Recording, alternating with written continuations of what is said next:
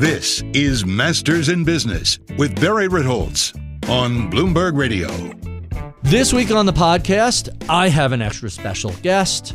Joe Baratta is the global head of private equity at PE giant Blackstone, where he has worked since 1998. I found this to be a fascinating conversation because Joe's career has very much paralleled the growth of private equity. When he began, PE was a little bit of a niche boutique sort of investment, and over the ensuing 25 years, it has grown to be really a major asset class with giant opportunities that have been expressed by then small, now very large companies, of which Blackstone is one of the largest. He is very familiar with everything from M&A to credit to real estate, on, and has had experiences both in the U.S. and overseas, really a global perspective on what took place in private equity in the past and what the future looks like. I thought the conversation was quite fascinating, and I think you will as well. With no further ado, my discussion of private equity with Blackstone's Joe Baratta. Joe Baratta, welcome to Bloomberg. Thank you. Happy to be here. Happy to have you. Let's start out with just a little background on your career. You began more or less in the M&A space at Morgan Stanley, is that right?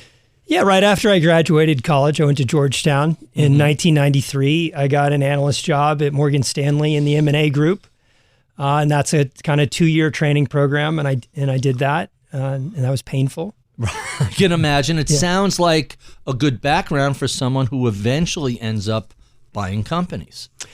Yeah, I mean, I knew nothing about finance. I grew up in Sacramento, California. My dad was a bodybuilder and owned 3 gyms in Sacramento. Really? Yeah. And so I didn't know, what finance was all about. I had never been to New York City till I was, I think, 20 years old. And I had some roommates who grew up in New York City who'd gone to Dalton High School here, so a completely different world. To say the least. Yeah, when I came to the city, I was like, wow, this place is amazing. And I needed to earn some money, and I was adept in finance. I'd studied finance. It was my major at Georgetown, and I was hoping to get a job somewhere. And I got a job at Morgan Stanley, which way exceeded my dreams at that point. Huh. So eventually you leave Morgan Stanley. You end up at Tinicum Incorporated and McCowan, DeLue and Company. I'm assuming these are both related M&A type firms or private equity firms? Yeah, the first job from Morgan Stanley was McCowan DeLue. And so in the early 90s, analysts at these big investment banks, Morgan Stanley, Goldman Sachs, had sort of 2 or 3 options. You could stay there and become an investment banker and do that for a career. You could go into the emerging fields of investing in private equity or in hedge funds, or you go to business school, or maybe go to business school later. I really wanted to learn how to invest money, not just be an advisor. And I thought private equity was cool because you weren't at the whim of the market. In the market's like, if you start at the wrong time, if you're wrong for a few quarters, like boom, like the career is abbreviated. And I thought private equity was interesting because you could live with those investments for a longer period of time. You had a longer period of time to figure out if you were right or not. And I think fundamentals mattered more in private equity than they did in public market investing. So I wanted to get a job at a private equity firm. I wonder, do fundamentals matter more, or is it really just a question of how far away from fundamentals can public equities get, either to the upside or the downside, where it creates some form of opportunity, which kind of raises the question, how closely do private market fundamentals track what's going on in the public markets? Yeah, in the long run, they do. In the short run, there can be distortions in public market valuations, as we saw in 2001, and we saw prior to that in 2007, and prior to that in 2000 and 99. So yes, you're right. Like in the long run, fundamentals determine share prices. In private equity, we're owning things for 5, 6, 10 years.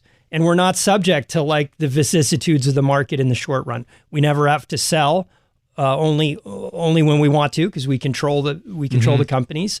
And to me, that was a more comfortable form of investing and where I wanted to bet my career. So you end up at Blackstone in 1998 at a time when public equity prices became a little unmoored and were on the way up to a real bubble. What was it like on the private side at the end of the 90s? Yeah, I started at Blackstone in July of 98, and I guess what was going on that year, you had like a Southeast Asian currency crisis. Right. You had stuff going on in Latin Russia, America. You had the Russia crisis. Right. You had Lehman almost go bust, I think, around that time for maybe the first or second time.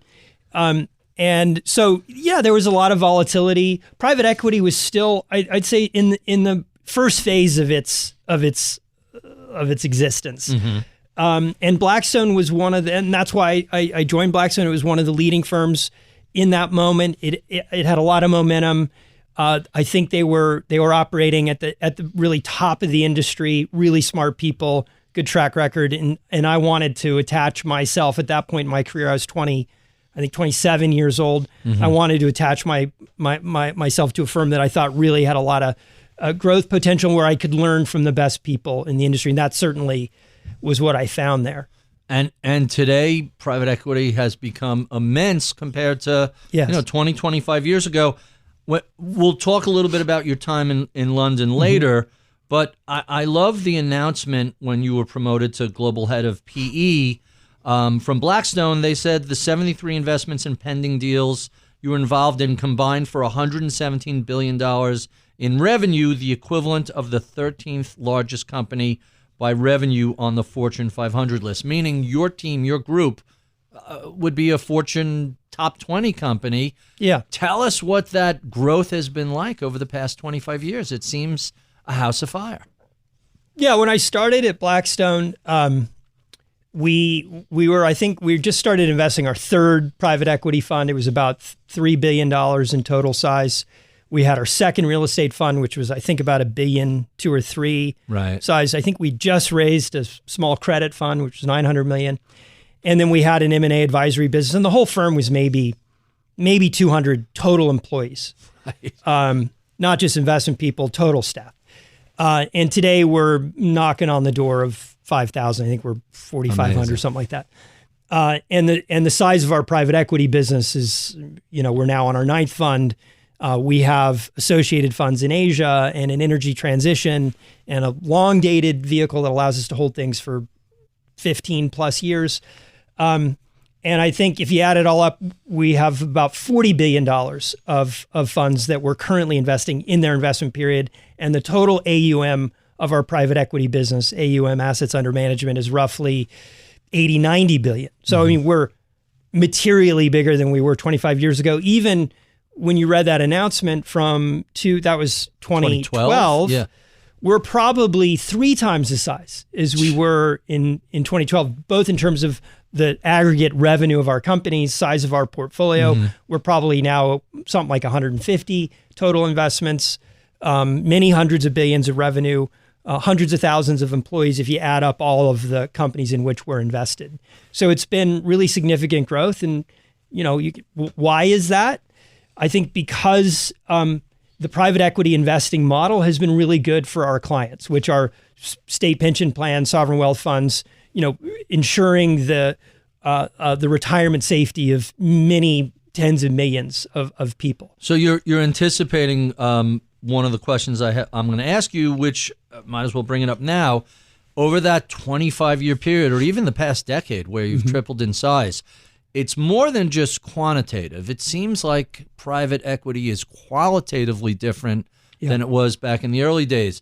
Is this simply becoming institutionalized, or has the asset class been validated and now people are treating it differently than they did in the 90s, where it was kind of a small niche backwater? Am I exaggerating that at all? Or No. It was more of a cottage industry. There were a few firms, a couple of big leaders like KKR. Blackstone mm-hmm. was right on their heels back then. But it's nothing like it is today. It is an institutionalized asset class.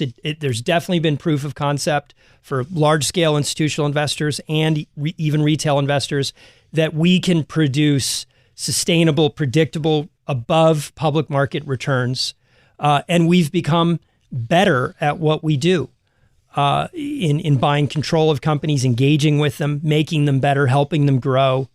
And so, and we've had limited partners in our funds who've been with us since the early 90s now and keep re-upping because we deliver a good return for their beneficiaries. So let's talk about some of those different types of funds. You mentioned private credit, you mentioned real estate, private equity, M&A.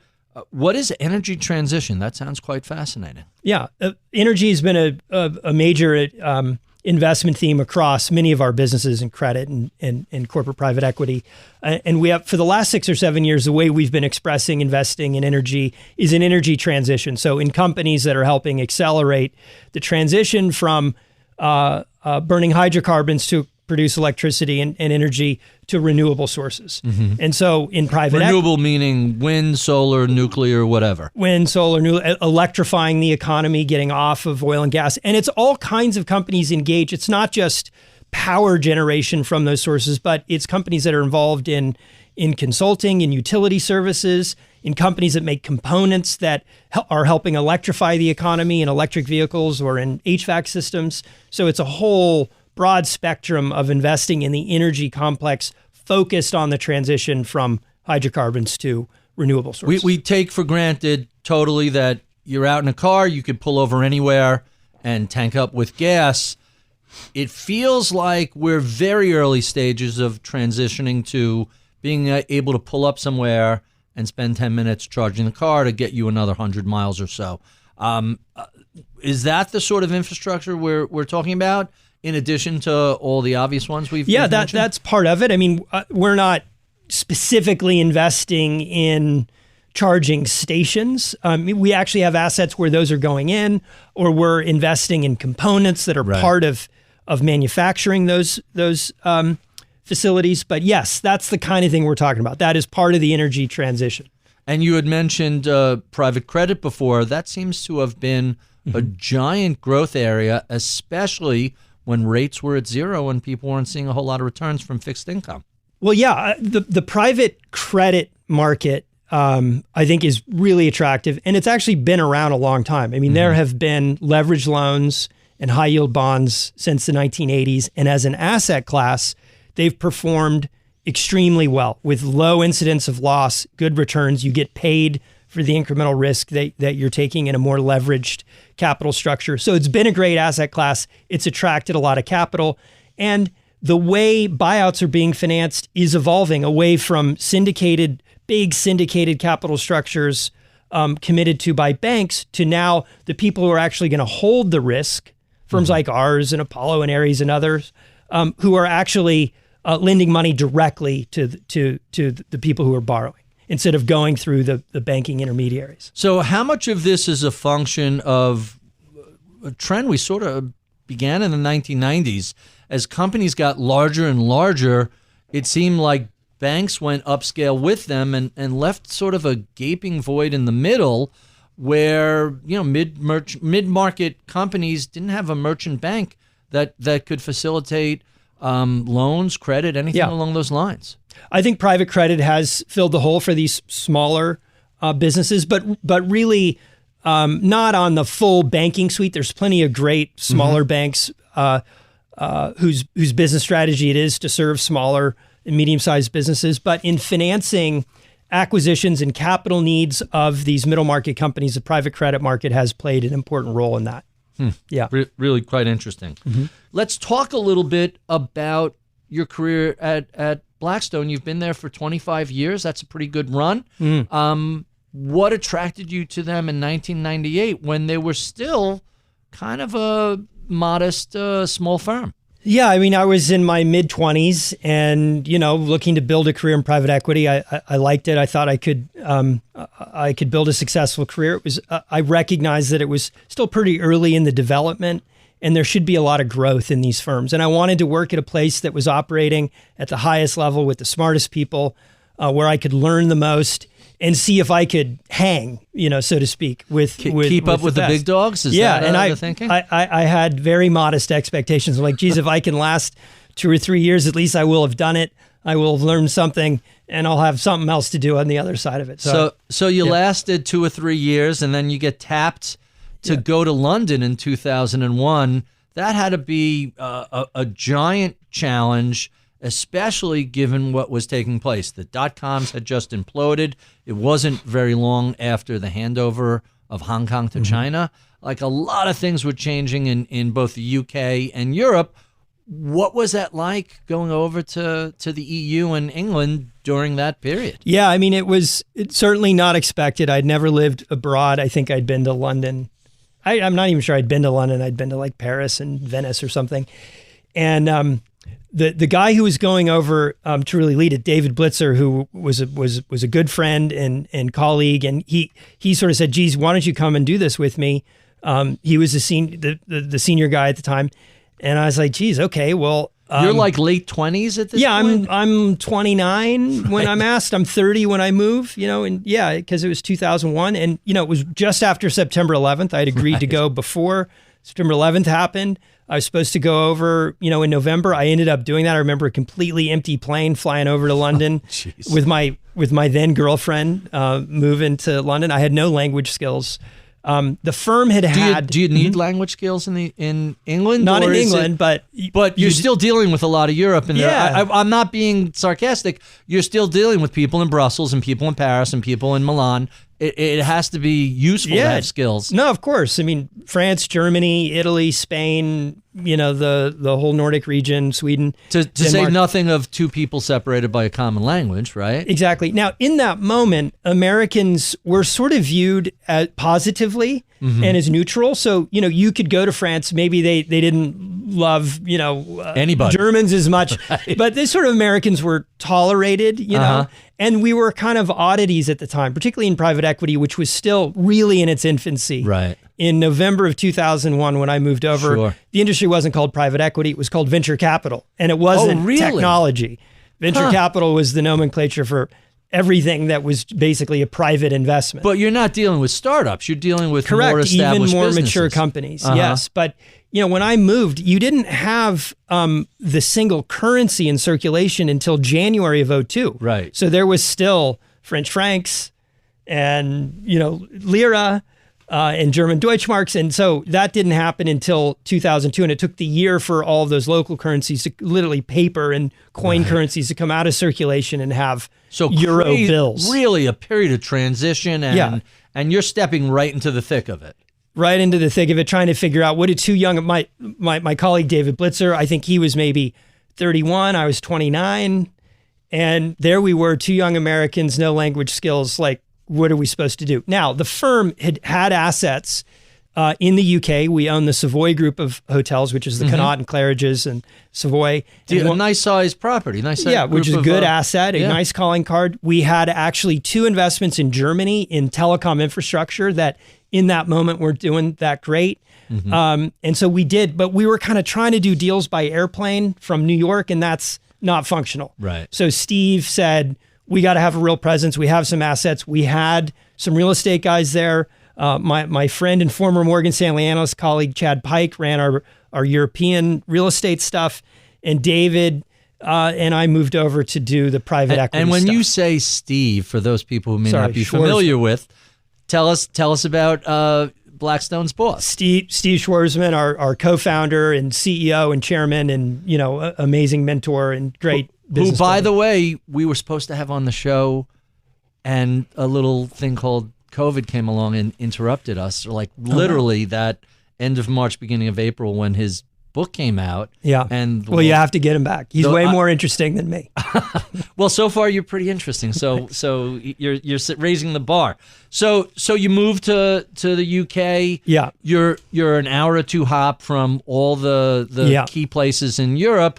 How did the build out go for a couple of young Americans saying, hey, we want to play with this private equity thing in the EU? Yeah. So our strategy was, and sort of David had conceptualized, like, we're going to be the neutral Americans who can work with the local European firms to help them get deals done. So we kind of did some missionary work meeting the local private equity firms in France and, of course, in the UK and Germany, up in the Nordic region in Italy. And we just met all the other players. It was a small industry. There weren't that many people. There weren't that many firms. And we were like, look, we'd be great partners as you're looking at assets. The first deal we looked at was in France. We were looking at remember Vivendi at the time, the big media conglomerate? Yeah. They had bought a bunch of educational publishing assets, including U.S. textbook company Houghton Mifflin, back when there were actually textbooks in schools. Right. And there's still textbooks in schools. You could just access everything online as well if you want. Fewer of them, But and so we'd partnered with a few local firms and actually one of our U.S. competitors to look at this big asset because it was quite big. And in the end, we ended up just buying the U.S. textbook business, Houghton Mifflin. That was our first deal in Europe, which was actually a U.S. deal, but we probably wouldn't have done it had we not been there looking at the divestiture from Vivendi. And so, that was kind of the strategy day one. And then it evolved. I sort of looked at, the industry in Europe is a good decade or two behind the U.S. So I said, what kind of deals worked in the U.S. in the early 90s in my experience? And what I sort of decided is, fragmented industries where you could drive consolidation that had happened already in the U.S. Things like, in the UK pubs, there was a big consolidation and lots of divestitures of pubs that were owned by brewers in the time. And there were rules came down that brewers can't own distributors. Similar to U.S. antitrust rules, exactly. They made them diversify they made them divest those vertically integrated holdings. Exactly. So the second deal we did was we worked with another firm, a local UK firm called CVC and also TPG, to buy Scottish and Newcastle's pub divestiture. Mm-hmm. Scottish and Newcastle was a big brewer up in Scotland at the time. And so we bought the pub business, we combined it with another one, we bought some more, and that was a pretty successful investment. Then we did other similar investments, particularly with real estate content. The pubs all own their real estate. So we were working with our real estate guys in healthcare facilities, in visitor attractions, and theme parks. So we did a lot of these sort of consolidation plays. A broad spectrum of different holdings. Mm-hmm. One of the things that I have to follow up with is, how important was it partnering with local other investors and other VCs or PEs? I don't know what they called themselves back then. VCs at the time, but they were private equity firms. How important was it finding a local partner to hook up with and be able to participate in deals with? I think early on it was important until we established ourselves, and then we did less of that. Mm-hmm. We started doing deals on our own, probably somewhere around 2004. Or 5, we started doing things by ourselves. We were much more networked. Mm-hmm. People knew who we were. Blackstone as a brand name was becoming more known just everywhere, but in particular in Europe, because we weren't particularly well known at that time. And so, it kind of helped us get off the ground, so to speak. And so you guys are expanding in the 2000s in Europe. Mm-hmm. When did Blackstone start to look at Asia? When did that beckon? I think it was 2005 when we started to look at in China and in India in particular, and also Japan. And most of our expansion started with our real estate business because it's a little bit easier to expand globally in real estate. Because it's more asset-based rather than company-based. And so we sort of followed our real estate colleagues where they went, established a toehold, became successful. So really in private equity, our first adventure outside of Western Europe was in India and China. And that was somewhere around 2005. Really quite interesting. Mm-hmm. I have to point out that your life history is a series of ever worsening weather. I know. You start out in California, you go to DC, you go to New York, you end up in London. So warm sunshine, no interest? I don't know. No, I mean, I go back to California all the time. Yeah. And I got a lot of good friends from high school, and I grew up at the foothills of the Sierra Nevada mountains, and I love to go there. But I can't explain it. You just life gets in the way, and I had a cool career going, and I stuck with it. And I've lived in great places. I've been super lucky to have these fun adventures, weather notwithstanding. So let's talk a little bit about some of those places. Your base of operations when you're in the UK is London, but you're back and forth to multiple countries. What's it like trying to manage a rapidly growing private business with eventually the currencies became more or less uniform, but different languages, different customs, different culture, different ways of doing business. All the places you've mentioned, like Germany is very different than the Switzerland, which is very different than the Nordic countries. How do you keep all that straight? No, it's hard. And what we began to do is hire local people. So one of our first hires, now the man who runs our business in Europe, we hired this guy, Leon Alisson, who's French. And we hired Germans. For a brief while, we had an office in Hamburg. We hired an Italian, still at the firm, Andrea Valeri. And so we began to hire local people who were young in their careers. These were people who were, in their late 20s, early 30s, oldest maybe mid 30s. And they kind of grew up with the firm, and they were able to be the translator, so to speak, both physically and culturally in some of these other countries. Any memorable snafus, either culturally or language wise, when you're up, when you're bouncing from, you go to Frankfurt to Denmark, two totally different worlds. No, the funniest story I can remember is in these early days when we were out trying to introduce ourselves to the local private equity firms. I went to Paris and went to Lazard Frères, which was, that is the bastion of like French establishment business. And they had like bottles of Bordeaux on the conference room table. I mean, this is probably 2002. And they introduced me to, and I won't name names. He's a wonderful guy, but in the moment it was less wonderful. They introduced me to the head of a significant private equity firm in Europe. And I was doing my pitch. So here I am, 30 years old. He's probably 42 or 3. I'm doing my pitch on Blackstone, and we're good friends, and we don't have an ego, and we could help facilitate transactions, whatever, U.S. perspective and global perspective. And the guy looks at me like I had, 2 horns coming out of my, like, who's this young American? Why am I talking to him? I mean, his family dates back to like Louis XIV. I mean, this is the ultimate French establishment. And here's this like schmuck from Sacramento, like, 30 years old, like pitching him on we'd be a good partner for him. And he was, in that moment, completely dismissive. About 10 or 15 years later, we actually did work together, and he acknowledged that moment and said, God, I just thought you guys were just such jokes.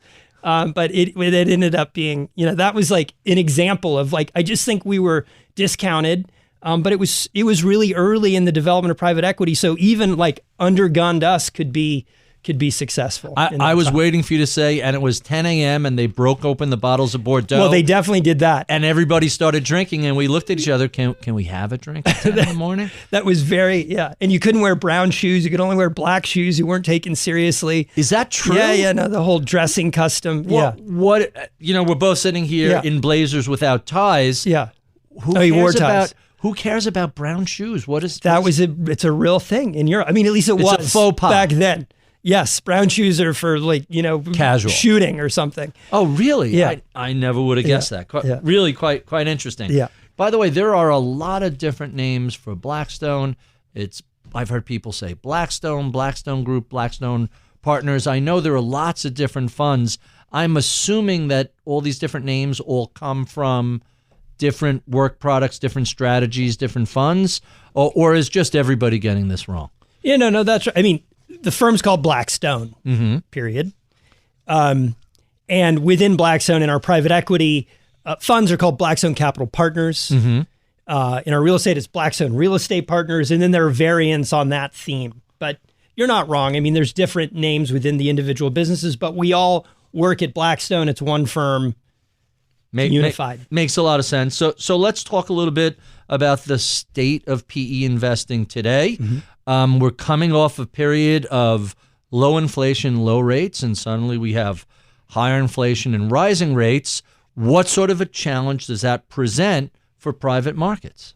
Yeah. Well, if you've been doing this long enough, which fortunately I have since really 1995, you see different cycles.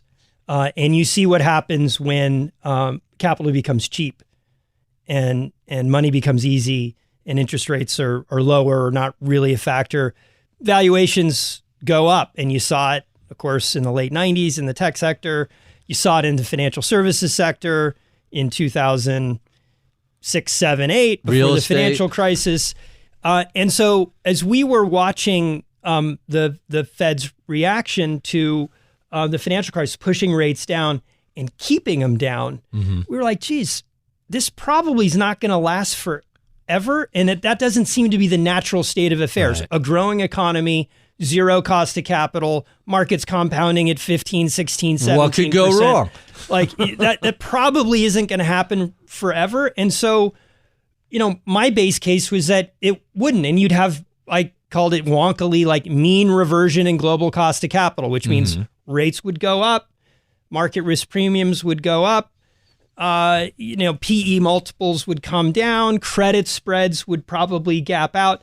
Not to say like we executed on that vision perfectly. I mean, we will have made some mistakes, but we definitely became much more cautious when the bull market really ramped up, in particular post-COVID, when not only did you have the low rates, which the Fed doubled down on, you had this huge transfer payment from the federal government into people's pocketbooks, which massively accelerated the economy and rates stayed low. And then we started seeing significant signs in inflation, particularly in our real estate business, with rents going up significantly, wages going up across our private equity portfolio, beginning to see pricing power for many of our companies that they hadn't had in a long time. And we're like, whoa, this is the sign. Like, this is the canary in the coal mine. There's real inflation. The Fed was saying, no, it's transitory or whatever adjective they used.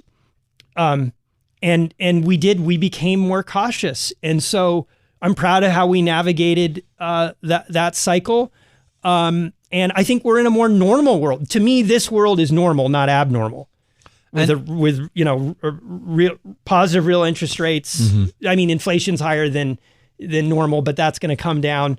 But I don't think we're going to go back to the days of 2019 to 2021. So here's the really interesting observation that you're making. Blackstone has, boots on the ground in all these different sectors. You see these things before they start to show up in the economic data. You see it in real time across real estate, across labor, across all these different inputs. How do you use all of this data that's generated by all of your portfolio companies to navigate the world at large?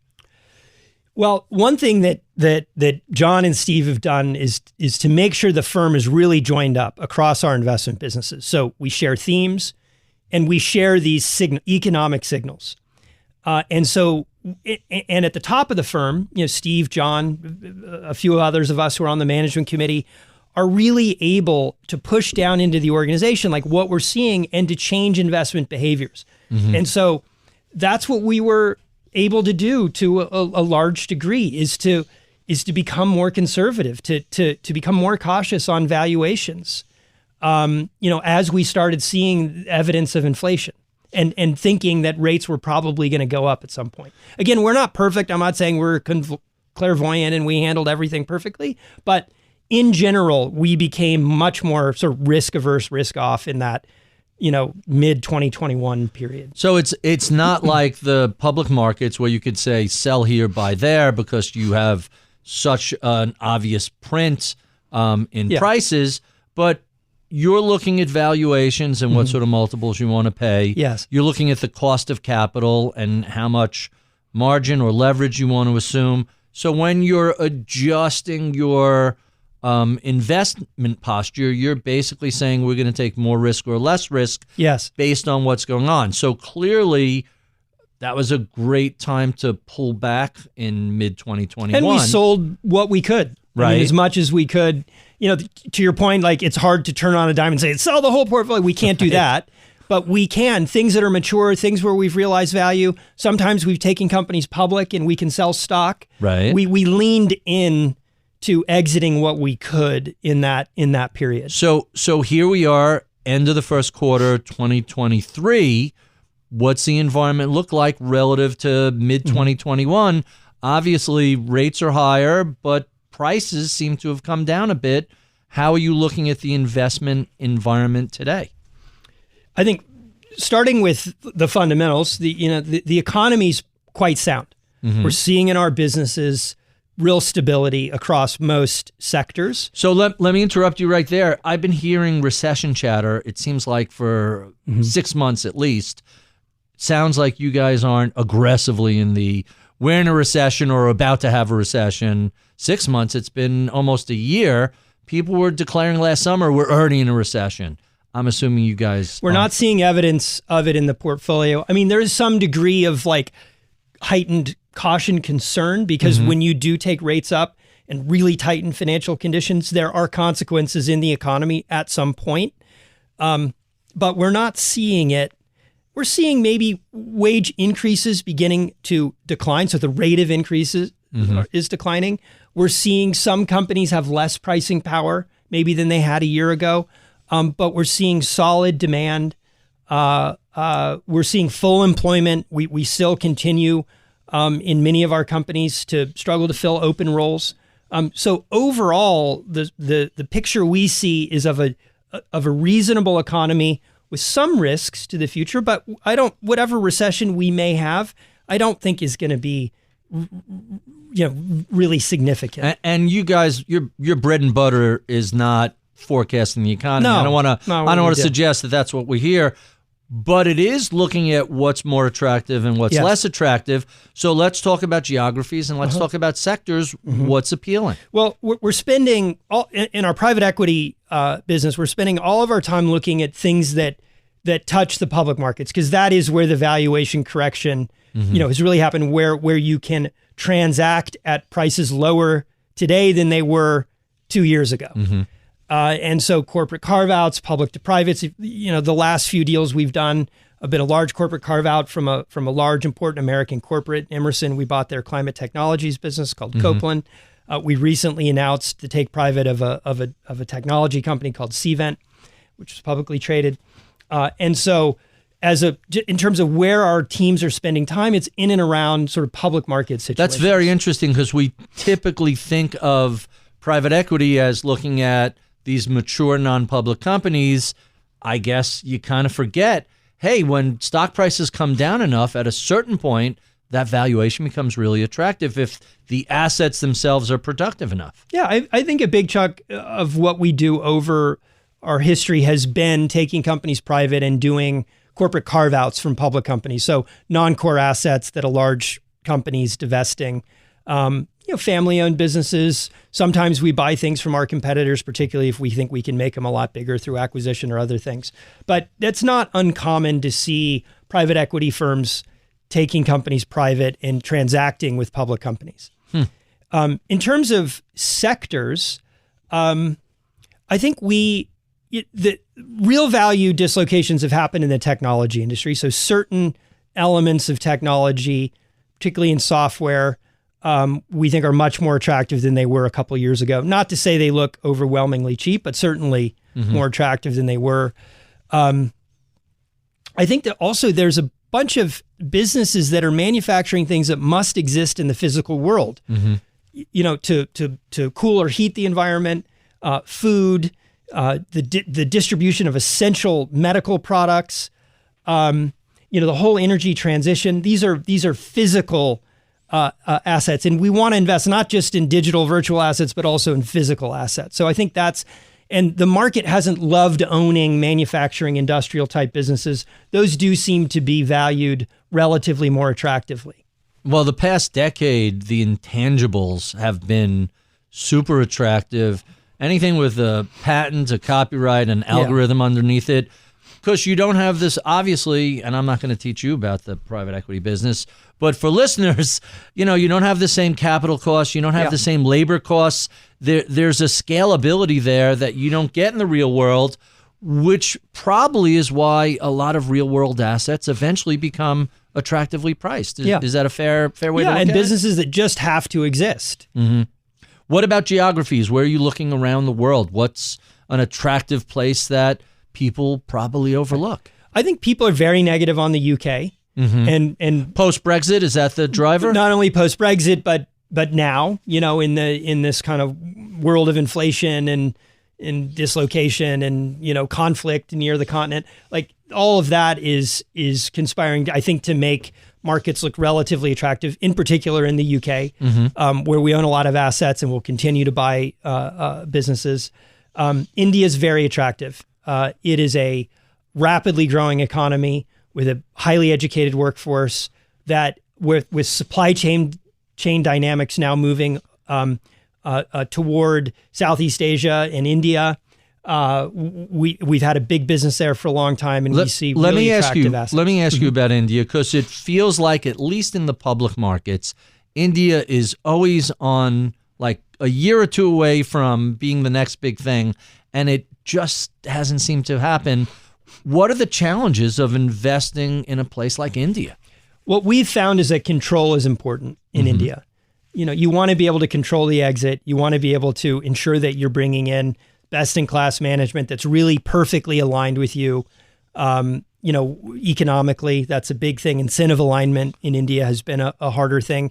And I think largely you want to avoid highly regulated industries where you're relying on the government to do something. There's a little more friction in those types of industries. And so we've pursued in the last decade a control strategy, and largely where we are an outsourcing partner providing a critical component or service to Western companies. So taking advantage of the currency declining, a lower cost base in India, but revenues denominated in dollars or euros. Really interesting. The war in Ukraine surprisingly hasn't had a negative impact, or at least not as much as I expected, in the public markets.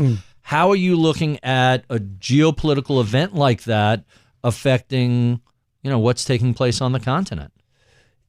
Yeah, we don't spend too much time thinking about like the when that might end and the ramifications of it.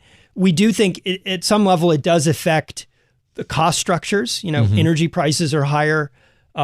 Inflation is significant. And cost structures are a little less efficient there maybe than in the US now. So we're very much open for business in Europe, in the UK. The conflict has definitely been a drag to some degree in the economy and introduces some uncertainty. But if we can find a great business at a reasonable price in Europe, we're going to buy it. Really interesting. We talked earlier about inflation and rising rates. Private credit deals tend to be SOFR plus. So when I look at the world of higher rates, is it have a big impact on how you structure deals, or is it just a factor that's going to move up and down and everybody just changes their spreadsheets and the numbers all just move higher? I mean, there's no question that financing costs are higher, both debt and equity, which is a healthy thing because I think the cost of global cost of capital was too low, induced by super low rates and capital allocation to riskier assets, institutional investors chasing return. You see that on the private market. It's obvious in the public markets, things get frothy. People, when there is no alternative, people just pile into equity. And for a while, it looked like the lower quality the stock was, the better it did. Do you have the same phenomenon in the private markets? Well, I think private market valuations are driven to a large degree by what's going on in the public markets.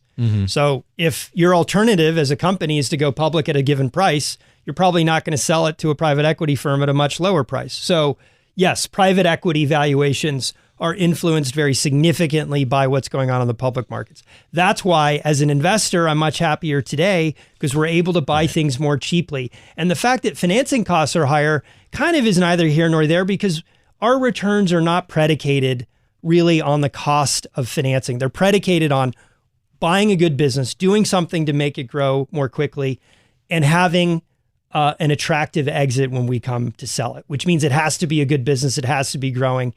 And the financing, the cost of financing and the quantum isn't the biggest driver of our returns. Really interesting. So given the change in size of private equity over the past 25 years, is there a sweet spot? I mean, some of your holdings like Hilton, obviously giant. I know the Savoy is in the UK and in Europe. You guys seem to play across a lot of different sizes. where is the most fertile ground for growth size-wise? Well, I think if you look at the evolution of the size of private equity transactions over the last decade, they haven't grown very much, notwithstanding the fact that the equity capital market cap is like 3 or 4 times bigger than it was in 2007. We bought Hilton in June of 2007, and I don't know, the size, it was $32, $3, $4, $5 billion.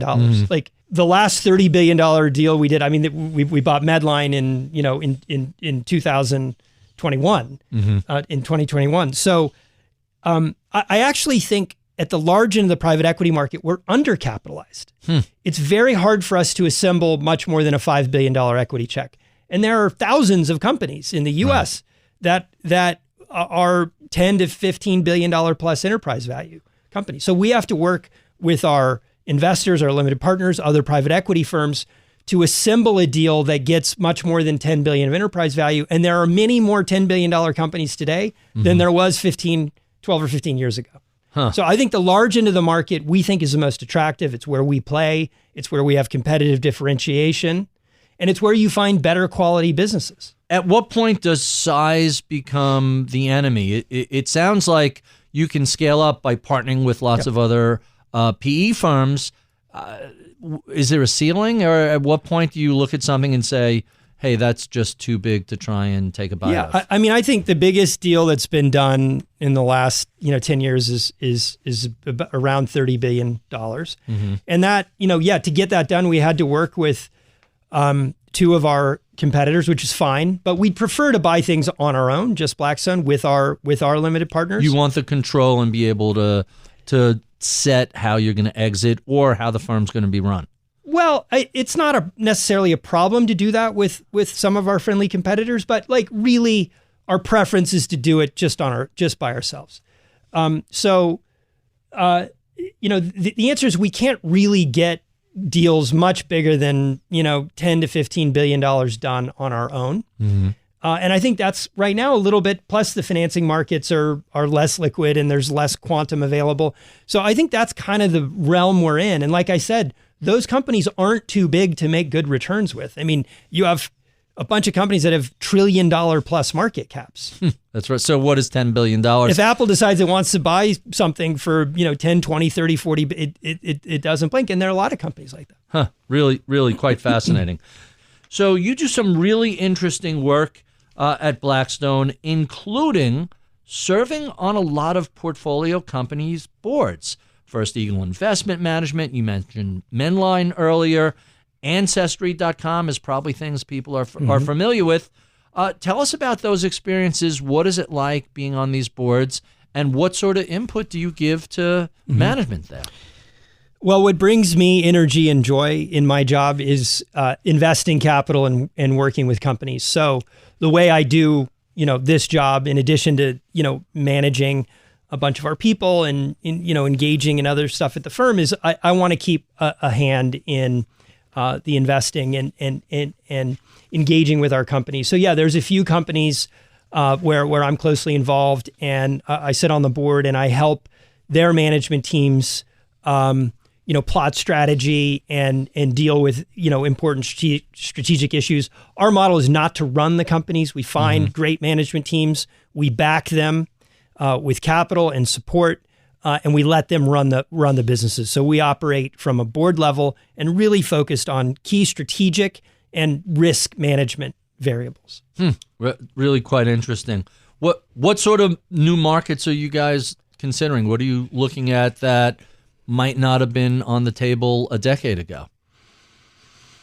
The whole notion of energy transition is a market that, a decade ago, energy investors were investing in upstream oil and gas or in midstream companies. And today, the clear direction of travel is toward weaning ourselves at these big economies off of hydrocarbons for power. So that is one sector that we're investing in that a decade ago we wouldn't. And also, there's new business models, new media models. We spent a lot of time looking at traditional media businesses that linear TV, satellite broadcast, regional sports networks, all those things. We said, geez, that the direction of travel is those aren't really investable. The streaming services, direct to consumer. And so instead of investing in those, we decided to back Kevin Mayer and Tom Staggs, two ex-Disney guys, really well-regarded guys in the business guys in the entertainment industry, to build an independent content creation business, which we've done both in children's content with Moonbug and in live action entertainment with Hello Sunshine, which was the business that Reese Witherspoon started. So that's the type of thing that a decade ago we wouldn't have invested in. Bigger technology companies, software businesses that have proven they've got really durable, sticky revenue models. Maybe they're not run that efficiently. You can take margins up. That's another in market that we're investing in today that maybe a decade ago we wouldn't have been. That's really interesting. How often does a new business model come along that's really notably different from what preceded it? Is this just part of the life cycle of business, or do you go through these periodic spasms where everything changes? Well, I would say in my 25-year history at Blackstone, there were certain industries that were growth industries that we were investing in the mid-'90s and late '90s and early 2000s that now are no longer investable. So as an investor, you have to be nimble. You have to have like an open mind and realize that things are changing. Industry structures are changing. Business models are changing. And now the rate of change is much more quick. With the advent of technology, ubiquitous broadband, which really enabled the internet, changed the way we watch media, changed the way we shopped, changed the way we found information. It changed the way we communicated with each other. And now I think, AI it probably is one of those other major sea changes where business models turning on human beings to doing rote tasks, probably is not the future. And a lot of businesses are going to be dislocated. So a big part of what we do is trying to figure out where we don't want to invest and what's going to be dislocated by ubiquitous broadband back in 2005, 6, 7, and now AI with the rate of sophistication of that technology. So we see a lot of hype business come along. Clearly, there was a ton of hype in crypto, and then the metaverse, kind of almost came and went already. A lot of hype there. My sense is that AI and chatbots and the recent, multi-billion-dollar acquisitions that have been done by firms like Microsoft and Google, this doesn't seem to be that sort of ephemeral hype story. This seems to really be a potential sea change. I agree with you. 100%. Like I said, there's a few fundamental enabling technologies that happen. Ubiquitous broadband internet to your house, to your mobile device, which really enabled a change in retail and media models and communication models. And now this. The blockchain, when it came, people were like, I always want, what's the use case? Right. It's a solution in source of a problem. Exactly. Sort of. And it's cool. And, Bitcoin or whatever, there's probably a real store of value, but that's not really investable for us. Is AI investable? Because it looks like a couple of big companies pushed their way in. There were a couple of transactions. Or is this going to, be the fertilizer that launches a 1,000 blooms or whatever the expression is? It may be it's certainly investable for venture investors and smaller guys who are willing to sort of dig holes in the ground and hope something comes out. For us in corporate private equity, no. But what it is we have to figure out what businesses are going to be disrupted and avoid those, and figure out what mature businesses will be enabled by this and invest in it. Look at Disney. Disney in large part was hugely enabled by streaming services because of the amazing content it owned. So it was a beneficiary of the technology change. But cable television models or satellite TV, those suffered. And so we're trying to find the businesses that are going to be enabled and benefited by AI and avoid the things that are going to be dislocated. That's quite interesting. So I read a quote of yours that cracked me up. I have to ask you about. You said if you weren't working in private equity, the next best job would be general manager of the Dallas Cowboys. With all respect to the Joneses who run that team, and have done particularly a pretty nice this job, offseason, right? They've done a nice job. I've been a Dallas Cowboys fan since I'm 7 years old. And you say, well, how could a kid from Sacramento be a Dallas Cowboys fan? And the answer America's is team. I was watching the 10 a.m. game. Talk about linear TV. There were two games, one at 10, one at 1. And the Cowboys playing in the NFC East were always on the 10 a.m. game. And it was America's team. So I'm watching the Cowboys like every Sunday. And then when the Niners got good, I became a contrarian and said, no, I'm going to root for the Cowboys. Really? Even though they lost in that Joe seminal Montana, 81 thing. Jerry Rice didn't suck you in. No bid. Really? That's Roger Staubach, Tony Dorsett, Tony Hill, those guys. And then, of course, and now, look, they're fun to watch. I love football. I don't miss a game. And yes, if Jerry needs some help, he knows who to call. Reach out to Steve. Steve will put you in touch. Yeah, exactly. And then we talked about the companies that you're on the boards of, but you're also a trustee of the Tate Foundation, which I assume is related to the giant Tate Museum in London. Tell us a little bit about the work you do with them. That sounds like a fascinating organization. Yeah, the Tate is such a significant cultural institution in the UK. It's funded largely by the state. The Tate Foundation is the private philanthropic arm of the Tate that helps fund special projects, whether it's exhibitions or building new buildings. The big Tate Modern gallery was in large part funded by private donations. I didn't know that. And philanthropy in the UK is at a different scale than in the US. So for not a lot of money, I could get engaged in the arts in a really important cultural institution, where in the UK it's less sort of focused on the elite and more focused on the democratization of art and culture for the people of the UK. And I really identified with that. I didn't realize philanthropy was that different overseas than it is here. Yeah. First of all, how did you first get involved with them? By the way, my wife loves the Tate Modern, one of her favorite It's a museums. Great building and a beautiful collection. Yeah. How did you first get involved with them? I had young kids from 2004 until 2010. We were having babies, and one of the places we'd always go is either Tate Britain or Tate Modern. You could consume Saturdays with kids running around. And like I said, they're very accessible. There's nothing intimidating about those institutions. And then I knew some people who were involved. And I met the director one day, and they asked me to get involved. And so for the last maybe 12 or so years, I've been involved with the Tate Foundation. It's a great group of people, great organization.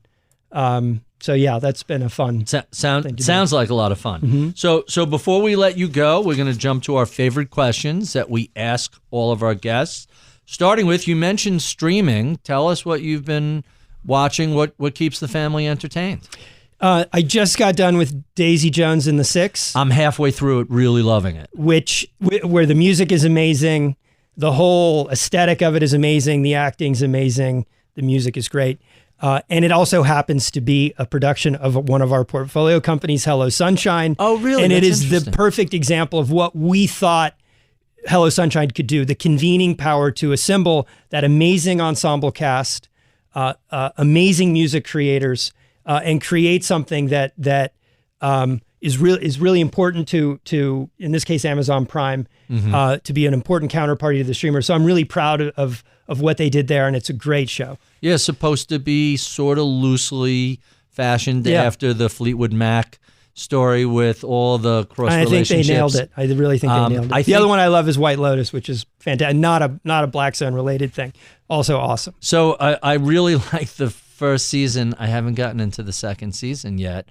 And people said it's even better. It's wilder and crazier than the first one. So let's talk about your mentors who helped shape your career. I've been really fortunate in my life where I've had, along the way in the journey, Morgan Stanley at McCown DeLue, at Tinicum, which is the Ruttenberg family, where in each of those places I've had somebody who really helped me in my career and with whom I'm very close even today. And then at Blackstone, Steve Schwarzman changed my life, and Tony James, who started when I was about 4 years into Blackstone and really helped transform the firm and make it what it is today. Those two men really were extremely important in my professional development, my personal development, great, amazing mentors. Let's talk about books. What are some of your favorites? What are you reading right now? You know, the book I most recently finished by Arthur Brooks, a book on happiness. Yeah, I've been following that series in The Atlantic. It's really quite fascinating. Yeah, he's amazing. And in fact, I invited him to come talk to our partner group. We had a global partner offsite in private equity in London in September. I had him come to talk about like what it means to be where you should be deriving your happiness. It's not just like the next deal, the next promotion, their name in the paper or whatever. You got to get it elsewhere. And I think it's really important for people who are workaholics, who are high achievers, to put, everything that we're doing every day into context and to find happiness kind of outside that box. So that's been a really important book I've read recently, and I think he's great.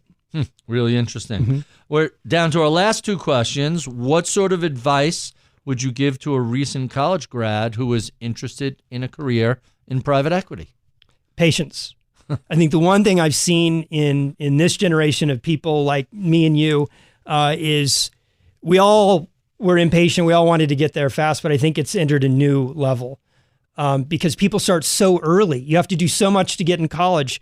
We're hiring summer interns now who are 19 and 20 years old. That did not happen when we were kids. And they sort of, by the time they're 30, they want to have had like declare victory on the career. That doesn't happen. And enjoy the journey. It takes a long time to figure out like how you get good at something and the particular way you want to do it. And you have to enjoy that process and enjoy like the time it takes. And then by the time you're in your 40s, you can actually be good at this job. And by the time you're in your 50s with some wisdom, you can be really good at the job. But it doesn't just happen like that. And I think people just need to relax, take a deep breath. In the early days, do what's asked of them, do it as well as they can, and move on to the next step. Really, really interesting answer. Our final question, what do you know about the world of investing today you wish you knew back in the 90s when you were first getting started? I think that it changes so much and fundamentally that you can't hold on to like, absolutes. There's really no absolutes. There's some like risk management things that you always need to be mindful of. But I could have evolved more quickly as an investor, over time. And I continue to learn that lesson. Really intriguing. Thank you, Joe, for being so generous with your time. We have been speaking with Joe Baratta. He is global head of private equity at Blackstone. If you enjoy this conversation, well, be sure and check out any of the previous 500 or so we've done over the past 8 years. You can find those at YouTube, iTunes, Spotify, wherever you find your favorite podcasts. Feel free to sign up for my daily reading list at Ritholtz.com. Follow me on Twitter at Ritholtz. Follow all of the fine family of Bloomberg podcasts on Twitter at Podcast. I would be remiss if I did not thank the fine team who helped put this conversation together each week. Sebastian Escobar is my audio engineer. Paris Wold is my producer. Atika Valbron is our project manager. Sean Russo is my researcher. I'm Barry Ritholtz. You've been listening to Masters in Business on Bloomberg Radio.